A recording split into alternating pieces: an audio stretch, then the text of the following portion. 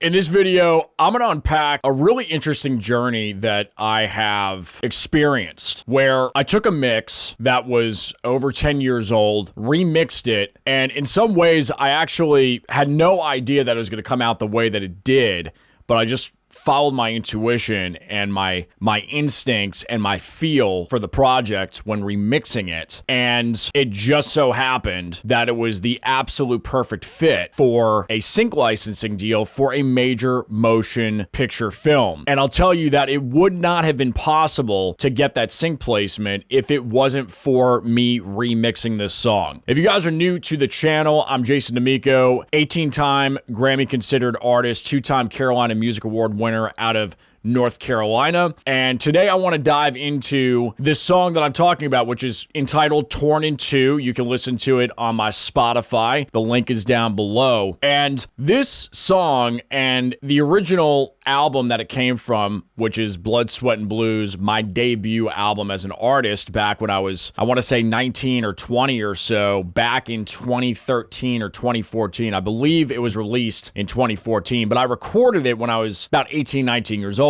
throughout 2012 to 2013. When I first put out this song and this record, it was obviously on CD because CDs were still being fairly heavily purchased at the time. We didn't have the whole streaming boom. What ended up occurring was my mixing chops and my taste changed and really, I think, matured in my production process as a producer, in my production journey. I started listening back to the song and the other songs on the album, and even my second album that I put out, Terra Firma, and this was about, I want to say 6-7 years ago. I just kind of hit this moment of just being unsatisfied with the way that the quality was in terms of how it compared to the releases that I was putting out. Now, the performances were good, but I wanted to literally go in and just remix. So that's exactly what I did. I think I spent the entire month of December, somewhere in 2018 or 2019, remixing my first two albums. Consequently, what happened then was Torn in Two ended up years later being placed in Laws of Man, a feature film that I also acted in as an actor as well. That's also another facet of my career. But it just so happened to fit exactly what the producer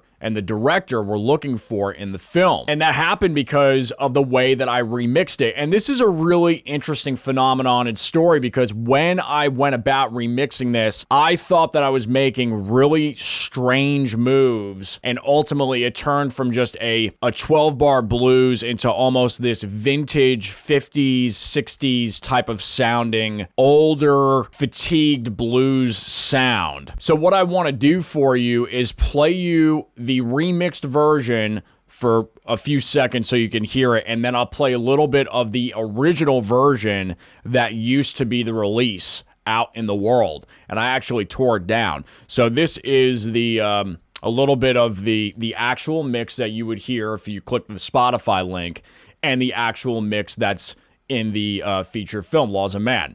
Only if I could. Baby, know I love you. Only if I could. Baby, know I'll hold you. Only if I could.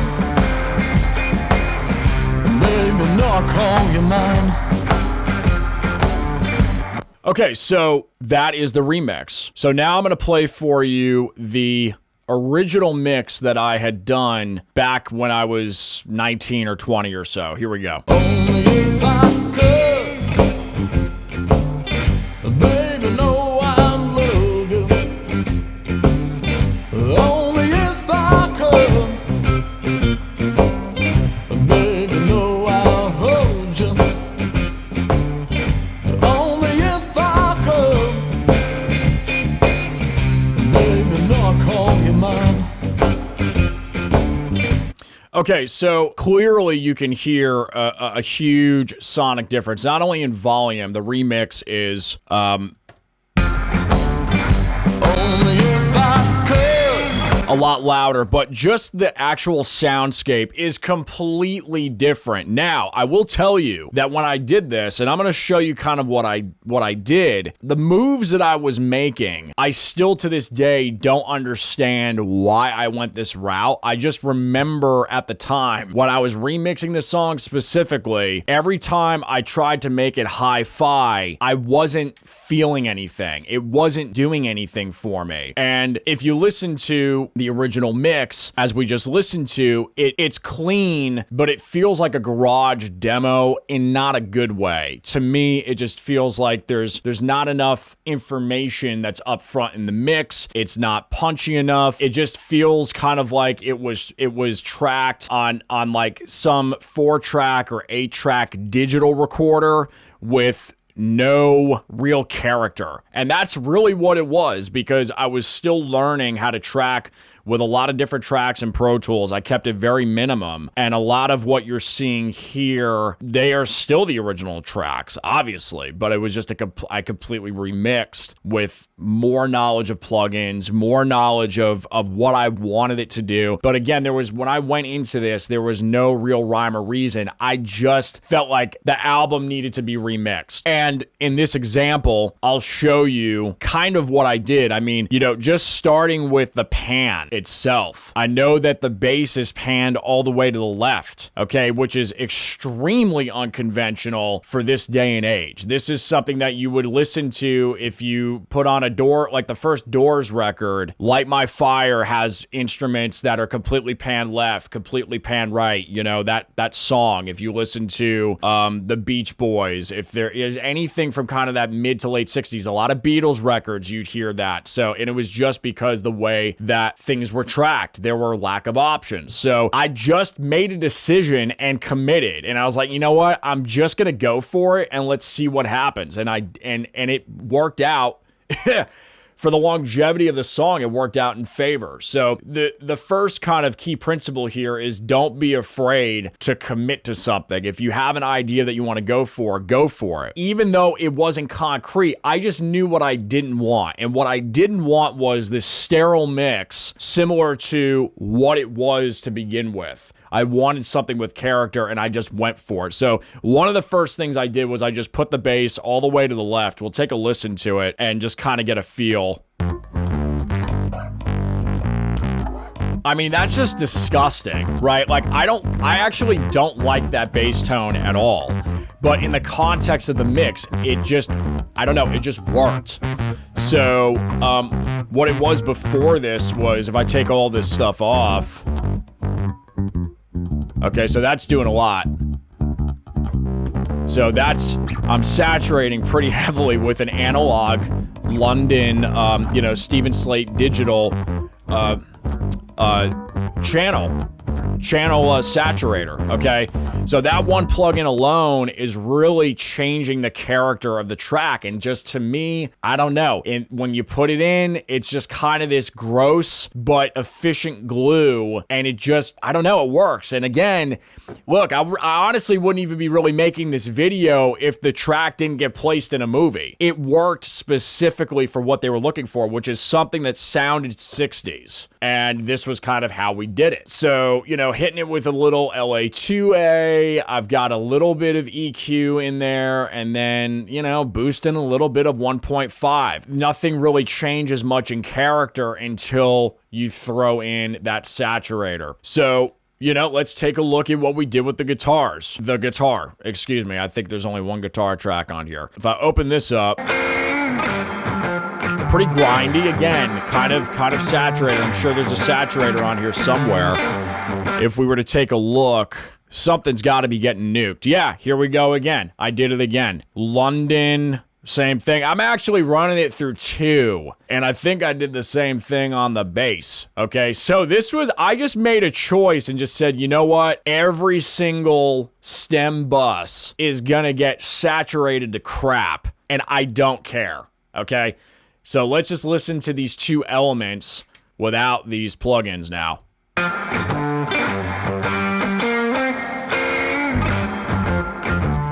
Take them out.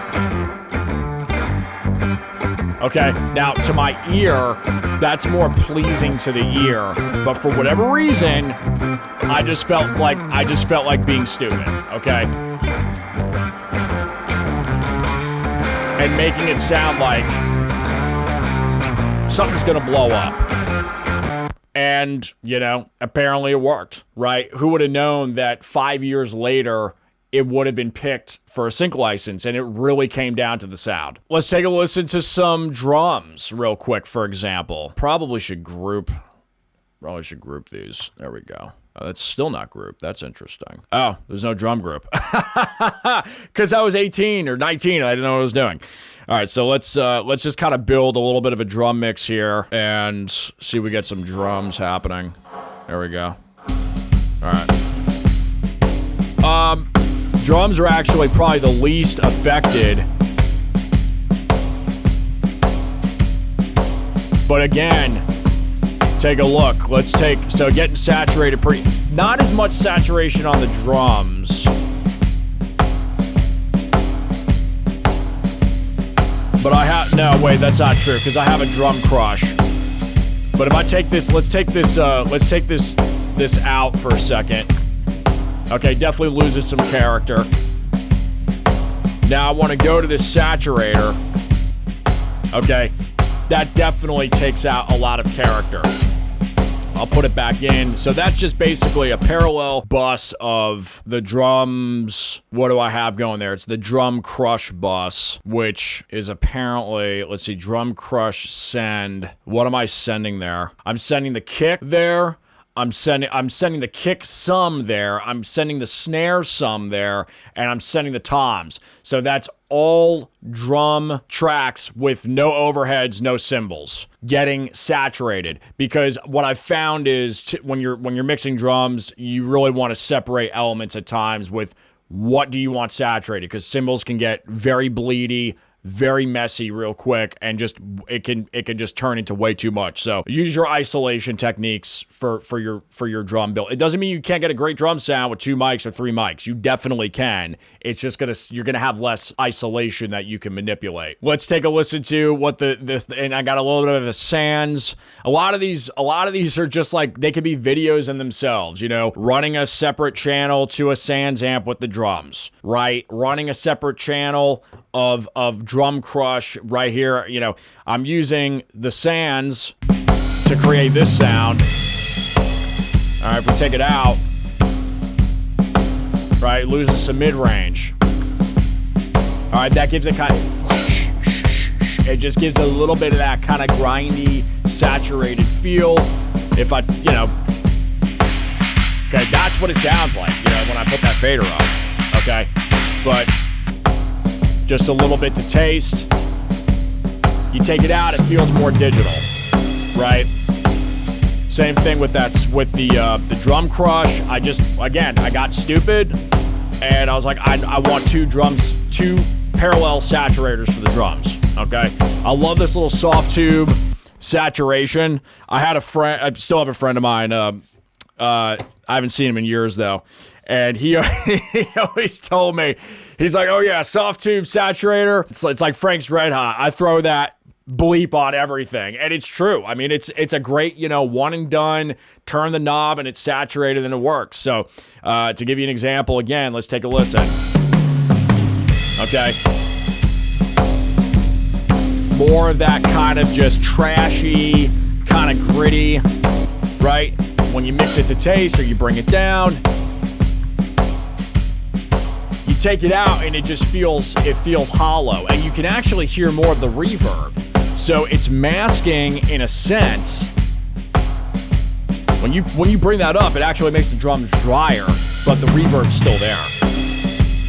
You get a lot more snare information. Okay, the snare is a lot more present in the mix. So that's just kind of an idea. I mean, I don't really see anything else crazy here with the drums. It looks like there was more saturation on these some buses. We could take a look at that, at least with the snare. Yeah, snare's getting beat to crap with some distressor and saturation 10 out of 10, mix 100 out of 100. Let me see what I got here. I got something solo saved. Okay. Let's take this out and see what happens. Wow, big difference. Yeah, much more depth, much more just girth and sound. Okay. And I've talked about this before on this channel. I probably should just do a whole video on saturation. This kind of is in its own right, but I'm just doing it. I'm kind of like doing a sprint here to just give you a thumbnail sketch of kind of how I got this sound. So, but saturation, when you really crank it up, it just sounds more vintage because the medium of tape was a lot more saturated back in the day. Half-inch tape, whatever they were using, it just was. And the way that the consoles were, they just were. Everything was going through tubes, everything. It was just the way the sound was back then. And then especially getting printed to vinyl. Everything was analog, right? So it all had its own character and sound, where digital doesn't really have a sound. So moving on, let's take a listen to the vocal real quick and let's see what I did here, because the vocal is definitely saturated as well. Only if I could. Wow. Okay. Baby, know I love you. Wow. Wow, wow, wow. Only if I could. Okay, so, I mean, just trashy. Guys, do I think this is like the mix of a lifetime? Hell no. Okay? But then again, I just went for it. And it worked. Like that's what I if there's any takeaway from this video is sometimes the rules are just meant to be broken. There are no rules. It's all about emotion. There's something about this that's just trashy and grindy, and it's like torn in two, literally the title. You know, there's a wrestling here. Not to get too esoteric about it, but you know, there's something to be said. Let's see how we accomplish this, because I don't remember what I did, but obviously we're nuking with an 1176, and then we're hitting it with a little Shep. So let's go like line for line here and see what's happening. Only if I could. Wow. Okay. Baby, know I love you. Whoa. Okay, so that's more of like Only if I could. like a gain stager too. Baby, know I'll hold you. Wow. Only if I could. Okay. All right, boosting a little bit of 3.2K, which is kind of abrasive, but that's the whole point, isn't it? I mean, it's kind of what we found out to be the case in this track. And I'm taking out a lot of low end. We're taking out 160 and below. That's wild. Let's Only un-EQ it. if I could. Baby, know I love you. It sounds fine as it is, but Only in the context of the mix, it's just too much low end, so we got rid of it. Only if I could. Right, a little bit thinner, a little bit tighter. A little bit of EQ happening here. Nothing crazy. Again, tightening it up. Only if I could. Baby, know I love you. Just tightening it up, making it sound more saturated. A little bit of a gate on there. I'm not sure why that's here. Let's see. Only if I could. Oh, it's an expander. Baby, know I love you. I don't know why it's there. It sounds better with it. That's probably why it's there. I have no idea. That may have been there from the original session. I don't know. Vocal okay, a little vocal rider, a little pensado recommendation here. Only if I could. Okay, cool. Baby, know I love you. All right, a little tightening there. I don't really use that plugin that much anymore. I do pretty much everything by hand now, but it's still pretty cool. Little Pultec action. Only if I could. Little mid, low, and bass EQ. Baby, know I love you. Take it out. Only if I could. It's a little stinging, a little. Baby, know I'll hold you. Just smooths it out, rounds it out a little bit. Only if I could. And gets a little bit more, you know, kind of tubey action. Oh, here we go. This is going to change a lot of character. Here we go again. You know, virtual mix rack, nuking it with 2 saturations almost at 10 out of 10.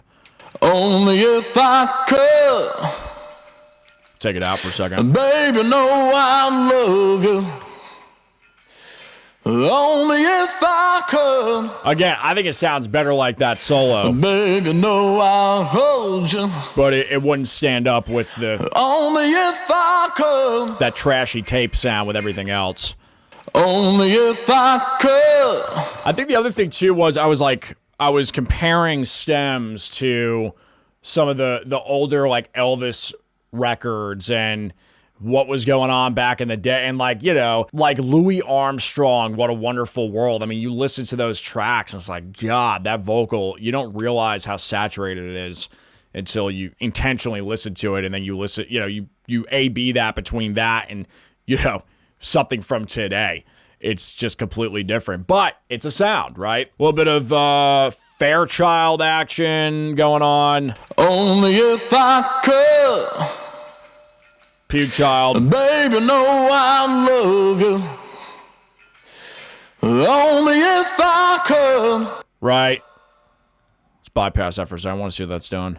Only if I could. Oh, yeah. That's even like changing the EQ in a way. Baby, Even though it's a know compressor. I love you. It's wow. That's incredible. Only if I could. And then look, you know, as if we'll punch everything back in. As if that's all not enough. Going to the Master Bus. Not much going on there. Little SSL E channel. I use G channel more often now. That I made another video about that, but they're both good. I prefer G channel though, as I've been doing this now for a lot more years. More saturation. I mean, what a surprise. Look at all the stages here, because you got to think of it in terms of this is all a digital footprint. So stage it, because if it was a console, you're going to get character in each channel. And then you're going to get character when the channel goes to a bus channel. And then you're going to get character when the bus channel goes to the master channel. Then you're going to get character when it goes from the master channel to the medium of tape or the mastering. You got to be looking at it if you want to have kind of that analog saturation sound to really be dialed in. Think of it in terms of staging and preparing before it finally hits the master bus. This isn't a tutorial to say like you should do this. If anything, you probably should dial this back. I wouldn't recommend doing this. This is just like an anomaly situation where it worked, right? So let's take a listen here. Take this all out.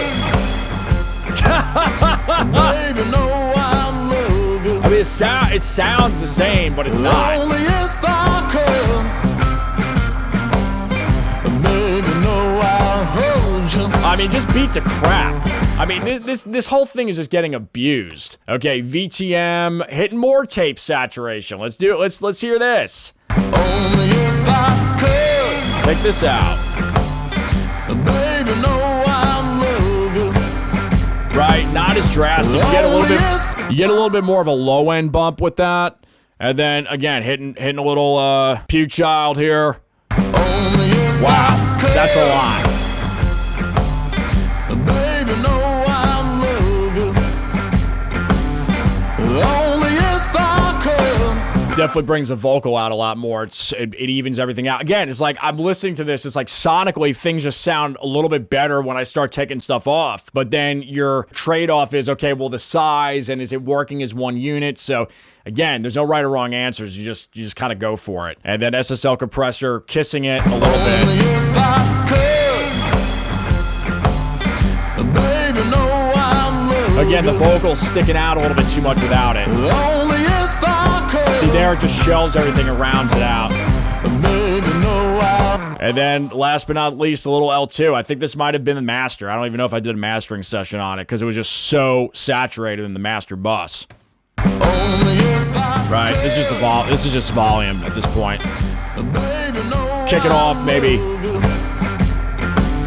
Only if I could. Kick it off, maybe 1 dB top. So, you know, overall, key takeaway is trust your creative instinct. Follow the rabbit hole. Don't be afraid to make mistakes, because sometimes mistakes aren't mistakes, and they literally land you film placement deals, because that's a perfect testament to this. If you want to hear this song in Laws of Man, go ahead and check out the link below. I'm also a character in the film as well. I play a German soldier who, unfortunately, things don't end too well for him, but it's a really, really cool scene. I think you guys will enjoy. And yeah, you know, if you're looking to do some vintage mixing techniques, saturation for days, use it tastefully, play around, see what you like, but the power is there in the digital realm this day and age. If you guys enjoyed this video, go ahead and hit like, leave a comment, subscribe to the channel. And other than that, we will see you all on the next video. Jason Damico here out of North Carolina. Over and out. Peace.